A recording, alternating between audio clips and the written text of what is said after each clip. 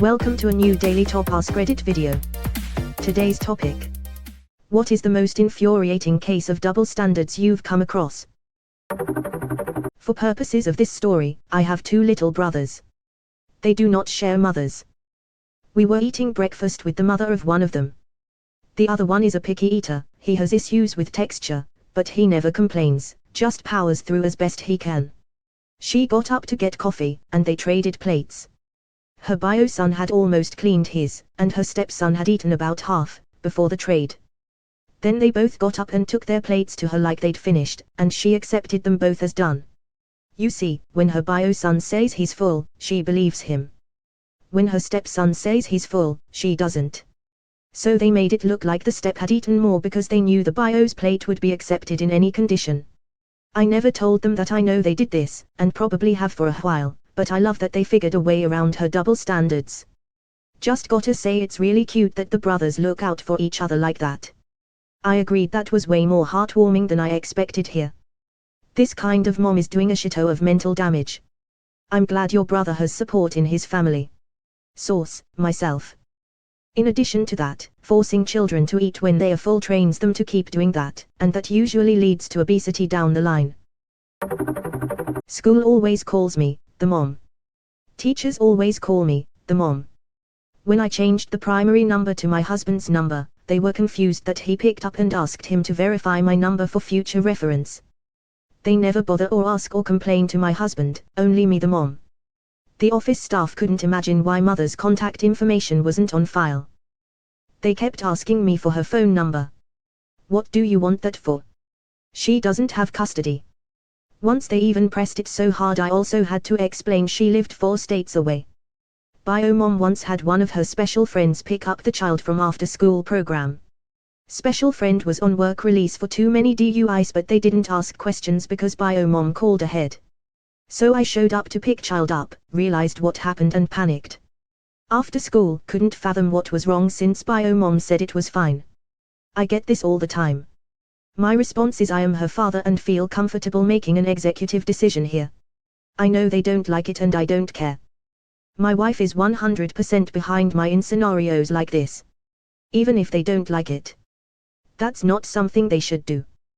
They should contact the primary point of contact, then if no answer, the secondary contact. Not mother then father. Not father then mother. Families are not all standard. My mother was manipulative bitch. I have no father. Anyone they called ended badly for me. But this is why those systems are in place. So that they know who can be called safely and reliably. Doesn't work if the one adding all the info is manipulative. Also doesn't work if the schools don't follow proper procedures. It's frustrating as a dad too. I work from home 4 days a week, my wife works from home 1 day, so it makes sense for the school to contact me. They still want to call my wife first every single time.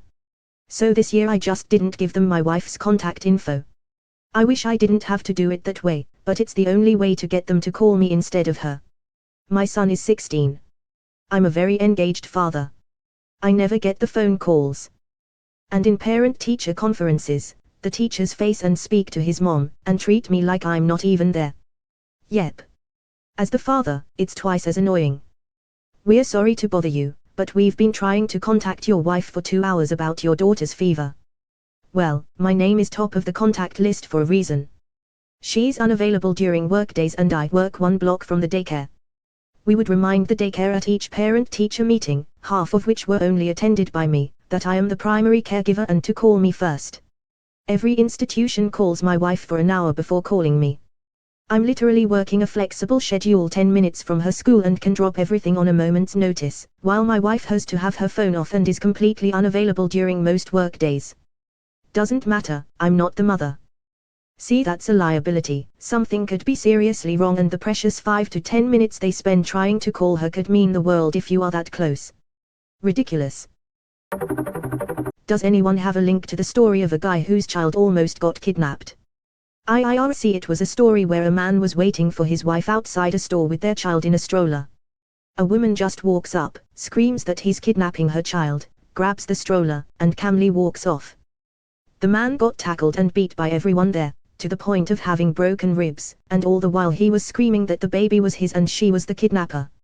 It was only stopped because the wife came out and confronted the woman, who just calmly let go of the stroller and walked off without anyone stopping her. When the police got there, the husband was reprimanded for looking suspicious. I remember reading that and feeling so angry. I can't imagine the helplessness you feel watching some strange woman walking off with your kid while you're being beaten and held down by strangers preventing you from rescuing your child. My blood was boiling after reading it. Reminds me of a Japanese story I heard recently of an 80-year-old man shopping at a mall, and when he was done withdrew some cash and a creepy woman was standing around the ATM with a baby strapped to her chest. She bumped into him and tried to pickpocket his wallet, but he was quick and had grabbed his wallet at the same time and she struggled to get it. He held it with such force it broke his cards in there. When she realized she wouldn't be able to get it, she yelled "thief!" And the good Samaritans ran to her aid.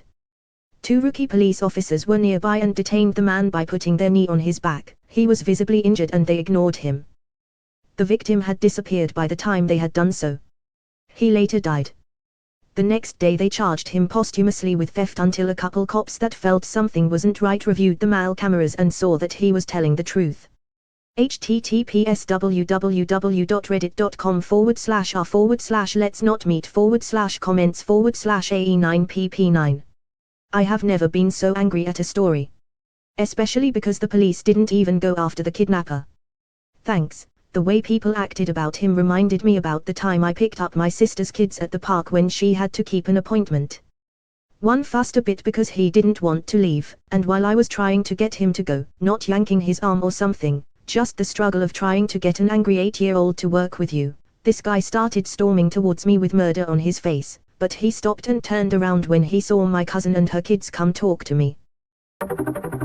My high school English teacher would hear something even remotely phone-like and explode, "Whose phone is that?"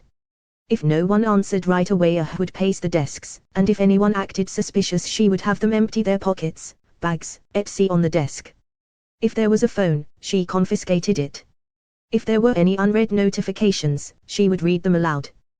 But, every now and again, she would do her whole explosion, then glance down and giggle and say, "Oh, it's my phone," and then text away. Also, she was a terrible English teacher. I had a math teacher like this, back in 8th grade, 1900 and IFE1 to IFE2, but with beeping watches instead of phones.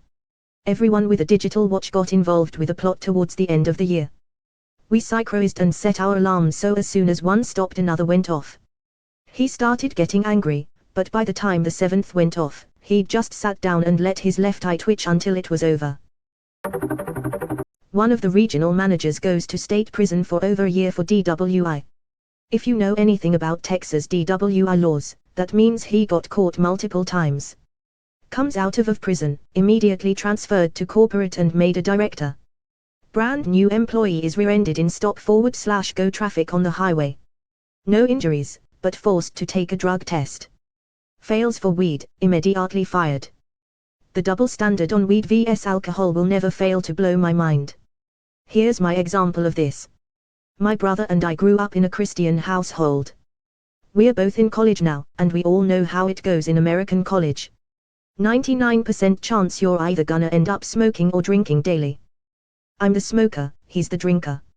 He will tell all these crazy stories at dinner and such about how he was so drunk and did X crazy thing while intoxicated, which I have absolutely zero issue with. I drink with him whenever I go up to visit, but the moment I mention literally anything smoking related, it's an immediate talk about it. I don't wanna listen to how my child does drugs from my parents. Bullshit. I worked as a delivery driver for Frito-Lay. I went to park next to a tree and one of the branches was lower than I thought and it hit the top corner of the truck and cracked it. I was forced to take a drug test and then fired for marijuana. However, I was never breathalyzed, so I could have been blackout drunk at the time of the accident and I would have kept my job if I didn't have weed in my system. 35 years ago and it still pisses me off. I got detention in high school, no biggie, I did the crime. However, I was scheduled to work, so I asked for detention to be delayed for 1 day. Request denied. I pointed out that football players routinely had theirs rescheduled to accommodate games and practice. Only answer I got was, "That's different." Same deal with me, so I skipped detention and got a day of internal suspension instead. So you got to sit out of class for a day on school time instead of wasting an hour of your time in detention. What always bugged me about my school is that we weren't allowed to do anything in detention but sit and stare. I couldn't even do homework if I wanted to. To this day I don't understand the logic. In work, if I am 5 minutes late they will certainly let me know about it. But if I stay behind 15 minutes later than my finish, not even a mention. Literally the past few days.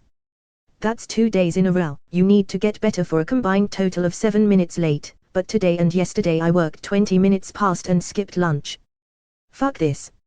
You should always take your break and check out at your normal time, unless you want to and are getting paid for that additional time. If nothing else, there's a good chance this isn't even expected of you. Don't donate to your company unless they're donating to you.